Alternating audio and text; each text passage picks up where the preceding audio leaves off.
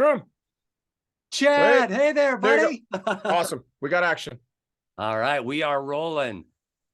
Yeah, let's get rolling, shall we? Hey. That's probably not the first time you've heard that. Anyhow, thank you so much for taking the time to talk to me, Chad. I really appreciate this. WEBN, That's right. Cincinnati, baby. We've been there since the beginning, blasting Nickelback, baby, and we are proud of it. And so amazed that we are still able to today. You're still cranking out the albums. Before we talk about Get Rollin', I want to congratulate you, Chad, and everybody in Nickelback. You're headed into the Canadian Music Hall of Fame next year. Congrats on that. And have you started to think about any special guests that might join you on stage that night? We're compiling a wish list for sure. Thank you. Firstly, thank you very much. It's very bizarre. I feel like I feel, like we haven't really earned our stripes yet. I feel like we need to be in the game in like another 15 years before we get into any type of Hall of Fame. I just feel like I'm sort of conning everybody up to this point. they're still buying in. Yeah, it's wild. To be stowed with such an honor, words fall short.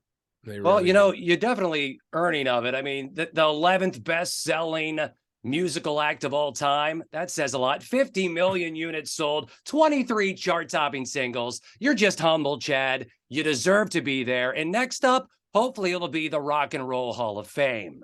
That would be lovely. That would be lovely. Little trip to Columbus.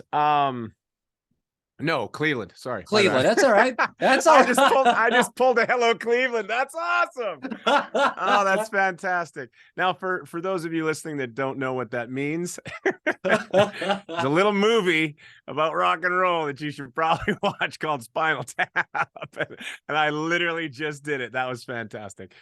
Yeah, that whole someone's got a 11th best-selling artist of all. I think it's 11th best selling rock band of all time. I think.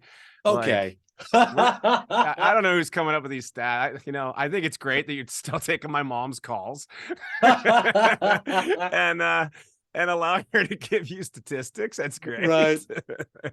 Hey, well, let's go ahead and talk about Get Rolling. All right. First up, congrats on another fantastic album. And thank you, sir.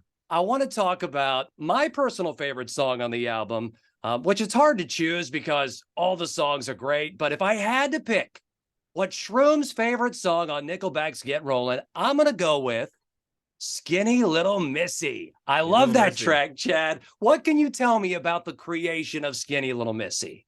I mean, really, it started off with a riff, like a lot of songs like that do for us.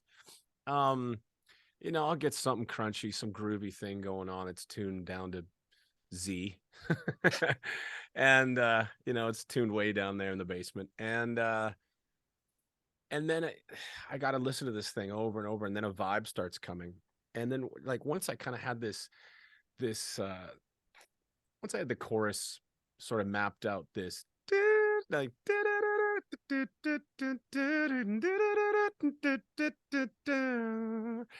once that melody started going, I don't know why I started spitting out this line, Skinny Little Missy, and what about her? Like, and then I was like, oh, she's strong and she's independent, and that's why the first line is that. And Skinny Little Missy don't want no boyfriend.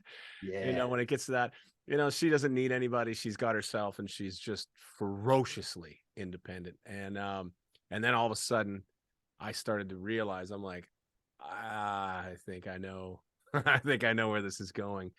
And there was a club owner, and her name was Brandy, downtown. She's no longer with us.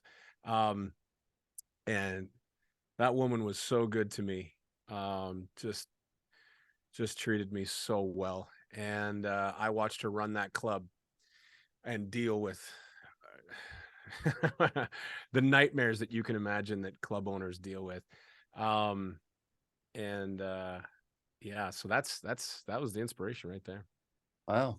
All right, well, it's a very, very catchy song. One to add to that list of catchy Nickelback tunes for sure. Now, the one that we are currently blasting on the radio, San Quentin, another banger of a song. I know San Quentin was inspired by a warden that you had spoke to, and I'm curious, Chad, whether or not you know if that warden has now heard the song now that it's out, and what does he think about it? Uh, yeah, I'm not concerned of whether or not he's heard the tune. I'm more concerned about whether or not he's heard like all the press that I've been doing talking about meeting him. I was at a I was at a buddy's birthday, and yeah, this guy came up, said hi, introduced himself, and he knew who I was. And a little ways into the conversation, I said, so what do you do? Like, what do you do for a living? And he said, I'm actually the warden at San Quentin. And I laughed. I laughed because I didn't believe what he was saying. This dude was way too young to be the warden at San Quentin. I was expecting somebody old and gruff and grumpy and stern and stoic. And yeah, then all his buddies convinced me. They're like, dude, that's actually the warden. And so then once I was convinced, I'm like, oh, you actually are. Yeah. And then when he started talking about rehabilitation and all, I was like, oh, you're actually the warden for San Quentin. Then I just started thinking about like how legendary this prison is and notorious, and like the history it's got. Everybody from Metallica shooting Saint Anger there to Johnny Cash to like you name it. So I mean, it's got its music Sure. tales as well. Yeah. So then I turned around and I immediately I pull up my phone and do what you do, in my line of work. Anytime something like that comes to you, you're like, don't forget this. And so I wrote it down. I just jotted down a couple ideas of where he could go with it. And then when it came time to putting the new record together, as soon as that riff came around, I just screamed out this line, can somebody please keep me the hell out of San Quentin? And I still didn't know at that point in time. I just had that. And then that just sat there for months, just like that. Just had that part and that part only sitting there in this chorus. And then, I come at it a couple more times. And then once I had the whole chorus there, then I was like, okay, I know where we're going with this thing. Because they sometimes songs write themselves. If you don't really know where you're going, if the roadmap isn't there, if you don't have like, okay, here's our tag, this is going to be our tagline, right? If you don't have that right off the bat and you just start wandering into the into the forest and you have no idea where you're going, that's when you really need them to write themselves. And luckily a lot of times for us they do, and these lines start coming out until you do know where they're going, and then once you know the roadmap, it's like, okay, now we can get descriptive with this thing. So well, it turned out perfect, and it's good that you were at your friend's birthday party, who I'm hearing is celebrity chef Guy Fieri. And is that correct? yeah, it's absolutely true. And I got to ask you, since you're friends with Guy, I mean, has he ever cooked a special dish for you, and how amazing was it? He went on a road trip, not diners, triple D as he calls it. He wasn't doing that kind of road trip. He and some buddies, they've all got these ginormous RVs, and they said we're gonna pop up into Canada. Can we stop by? And I said, sure, but if you're gonna stop by, I'm gonna throw a big party. He goes, perfect. Then I'm gonna make tacos for everybody. And all these RVs showed up. I mean, they looked like some sort of military unit when they pulled in, and everybody got out and they just started pulling out all these supplies. They set up all these tables, and then they started cooking meat, chopping meat, doing the whole nine, and rolling fresh tacos right there. I hired a band. We had a band coming to show up, and yeah, I've got a honky tonk. You just call it a bar. I like calling it a honky tonk. It's got a stage, it's got a couple pool tables in it, and we filled that thing, and it was fantastic. So I'd say that was a pretty special meal. That sounds like a lot of fun. You mentioned Metallica in the conversation earlier. Obviously, I know that you are a big Metallica fan, influenced by the band. So I have to ask you, Chad, what your thoughts are on the new Metallica that has dropped. I haven't heard it, honestly. No, I haven't. I have not. I have not even. I haven't. I'm gonna have to listen to this. Everyone keeps asking me, like, what do you think of the new Metallica? I haven't heard it. Oh, So I wish I could play it for you right this second and see your reaction, I'm because so, I think you're going to love it, but I don't want to, hey, I'm anxious to see what you think once you hear it. I'll be shocked if you don't like it. It's really good. And anyhow, well, we're not here to talk about Metallica. We're here to talk about Nickelback, but I had to at least ask, because it's freaking Metallica. when I like, so if you're ever intoxicated and you're by yourself and you're going down, like the night has ended, and you're just sort of on your own. I'm not sure what kind of rabbit holes you go down on YouTube, but one of my favorites, like I'll come in here in the studio, everybody's gone, and I will put on Metallica Live 91 Seattle, ear-splittingly loud. And yeah. it is so good, which means I'm probably going to be continuing to drink for like another hour and a half, probably, like minimum. And there's a lot of teeth gritting and just like it's really, really good. We got to be careful with that teeth gritting. I know, because I was just at the dentist a couple weeks ago, and they had to, fix my teeth up because they said I was grinding my teeth in my sleep. Probably just too much Metallica, rocking out, Nickelback, and that's just what it is. Did you see, obviously, that the M72 World Tour was announced? And how bad do you wish Nickelback was a part of that touring with Metallica? Because I think it could have happened. We could have had Nickelback on there. There's a couple of bands that you're never supposed to open up for. We were always of the mindset, the two bands you never want to open up for are AC/DC and Metallica. Metallica probably not as much anymore. Their fans have probably loosened up a little bit, but back in the day, you didn't want to open for Metallica or AC/DC. Their fans, they don't want to see anybody else at that night except the band that they paid to see. It's like, get off the stage and bring out the band I paid to see. And like, infamously, it was always AC/DC and Metallica. There was a lot of conversations with a lot of bands, like, who do you never want to open for? It's like, you never want to open for AC/DC and you never want to open for, I mean, now things are probably different. I feel like things are probably loosened up a bit more, but yeah, like I say, back in the day, that was a solid fear. Well, speaking of touring, I know Nickelback will hopefully be doing a tour, right? Are you going to be announcing one sometime in the near future, possibly? I mean, to back up this awesome album you have? 2023. Yes. It's so funny. I almost said 93. 93. Yeah, we were definitely going back in time there for a second. Yeah, 2023. We're going to announce the tour late January. We're going to have a bunch of fun stuff. Good. I haven't been awake that long. That's all right. No, I feel you. No worries. So yeah, late January, we're going to let everybody know everywhere we're going to go, and all the fun stuff that they can expect. How much do you miss playing those small clubs like Bogart's here in Cincinnati, which you played back in the day? I was going to bring it up before you. I wanted to bring it up before you. Bogart's. Now, what does it hold? Like 800,000? Yeah.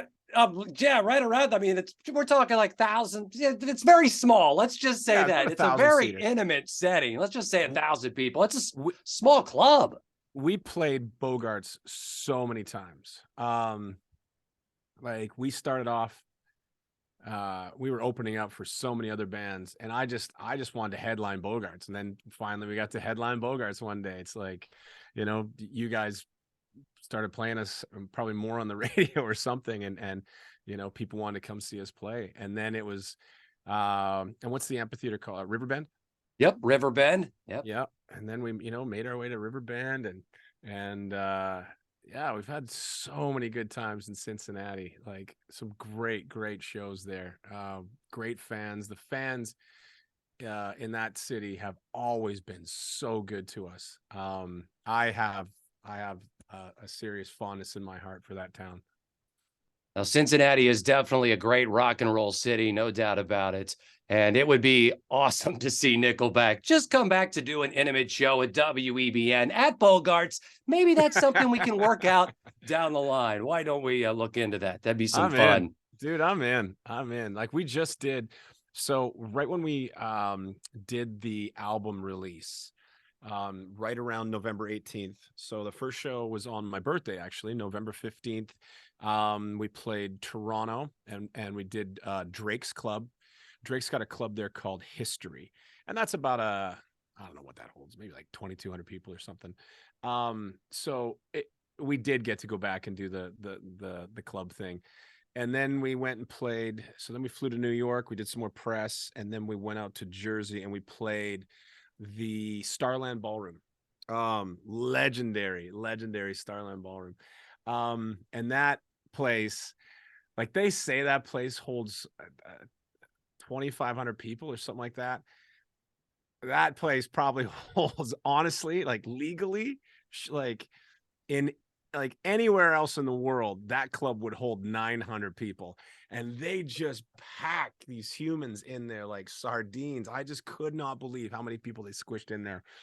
And when we played, it was so loud. Like the crowd was screaming so loud. There was so much energy in the room. It was overwhelming. You miss that sometimes when you're up on the big stage and you're in the big room, and there is a little bit of distance between you and the front 10 rows. And this was like, I mean, I could just reach. I could I'm giving knuckles to anybody right there in the front. Right, it's it's super intimate. That's cool. But that energy that you get off that, it's so close. It's a drug. And I'm sure you missed that a lot during, the past several years. Those were your first few shows in like 3 years, right? Yeah, we hadn't played in a while. The gig before that was Rock in Rio.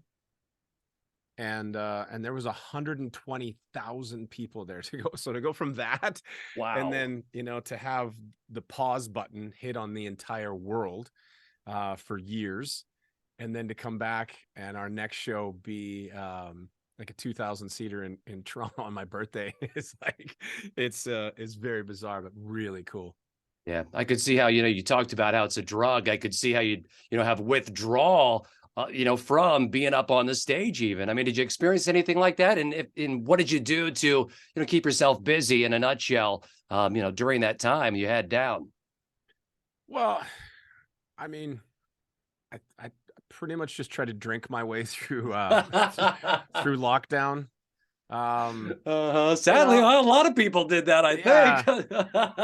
It feels like consumption went way up, and then it feels like consumption didn't come back down. Consumption just stayed up. True. I think everybody had the same mindset. It was like win or lose, hit the booze. But then there's only so long you can do that for. It's just kind of like okay, and I started watching other artists, other bands do the right thing. It's like, okay, let's take this time and be creative. Some artists were on their second album, during this time. And I started looking at the band members and I was like, you guys, it's been like a year and a half. Like we should probably start throwing some ideas around here. We might want to get on the horn and see if we can, if we can't get together, let's at least start tossing some ideas around. And we started just slowly chucking out ideas. What about this? Is this something we want to pursue? How about this? And and we just slowly got the ball rolling. They got a lot of great ideas that have come together, obviously, on Get Rollin, your new album that is out right now. I know I'm running out of time with you. I got to let you go. I wanted to ask you, though, really quick, I'm heading to Hawaii here very soon this month. My parents' 50th anniversary. This was planned like 8 months ago. Do you have any tips for Your me? I'm going. parents are still together after Yeah. 50 years. That okay, so that in itself is such a beautiful anomaly. Right. That is like unheard of these days. Please send a huge congratulations from me to mom and dad.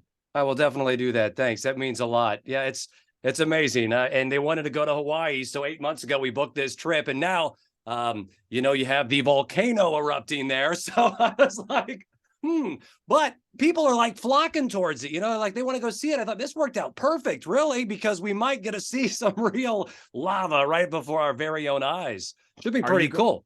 You gonna do Maui, or where are you going?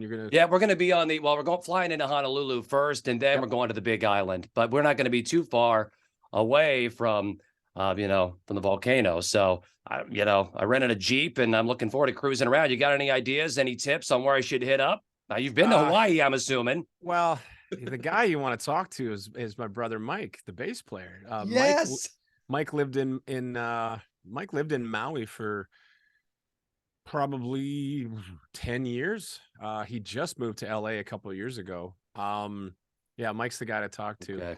I'll shoot him an email. Yeah, there you go. Oh, wait a minute. I got a guy. Okay. Yeah, so when we get done this interview, I'm going to give you the number of a guy. He's a dear friend of mine, and he can hook you up with any restaurant you want while you're over there. Yeah. Okay. His name is David, and he will take care of you. And there's places over there, like legendary places, that the waiting list is like a year long to get into. He can get you in there. So you are going to look like the best son in the world to mom and dad on their 50th. I will make sure to hook you up with David. Okay.